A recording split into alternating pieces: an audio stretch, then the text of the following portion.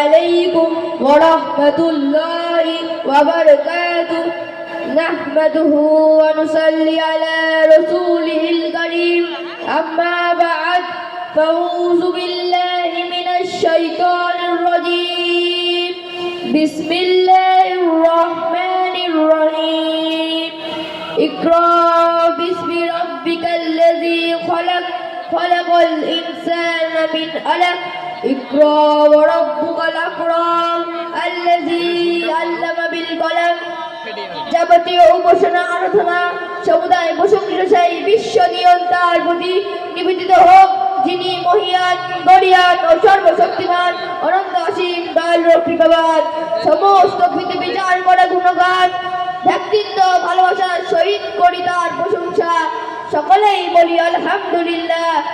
তারপর শতকোটি দরুদ সালাম বর্ষিত হোক সেই মহামানবের প্রতি, যিনি আগমন করেছিলেন বিশ্ববাসীর করুণা হয়ে, ভ্রান্ত প্রতীকের পথে দিশার রূপে, যেন উপাধি ছিল আল আমিন, আমানতদার, সাদিক, সত্যবাদী, যিনি মানব জাতিকে অজ্ঞতার অন্ধকার থেকে জ্ঞানে আলো দিয়ে বিশ্ববাসীকে আদেশ দেন তালাবুল ইলমি ফারিদাতুন আলা কুল্লি মুসলিম।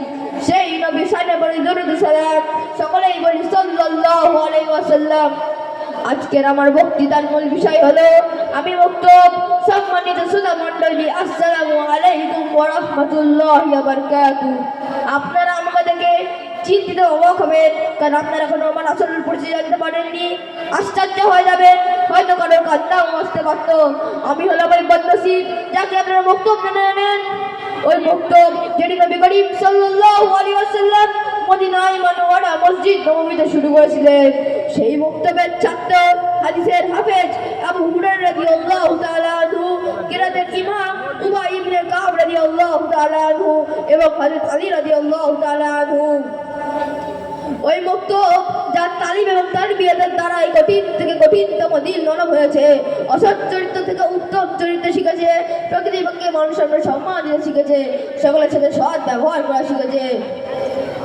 প্রিয় শ্রোতা মণ্ডলী, কিন্তু আমার হতাশ, আমার চোখ থেকে অশ্রু বই যাচ্ছে, আমার বুকে কান্নার হিচকি আটকে যাচ্ছে, আমার অন্তরে ব্যথা করা শোনার জন্য কারো সময় নাই। যাকে আমি হাত ছাড়িয়ে রাখি সেই মুখ ফিরে চলে যায়। এটা কি আমার অন্যায়? আমি বক্তব্য বিগত দিনের সকাল থেকে সন্ধ্যা পর্যন্ত আল্লাহর পবিত্র কুরআন এবং রাসূল সাল্লাল্লাহু আলাইহি ওয়াসাল্লাম হাদিস পড়াতো, মাসলা মাসাইলের চর্চা করাতো, কিন্তু আমি একা, আমার মনে কালো অন্ধকার ছেয়ে গেছে।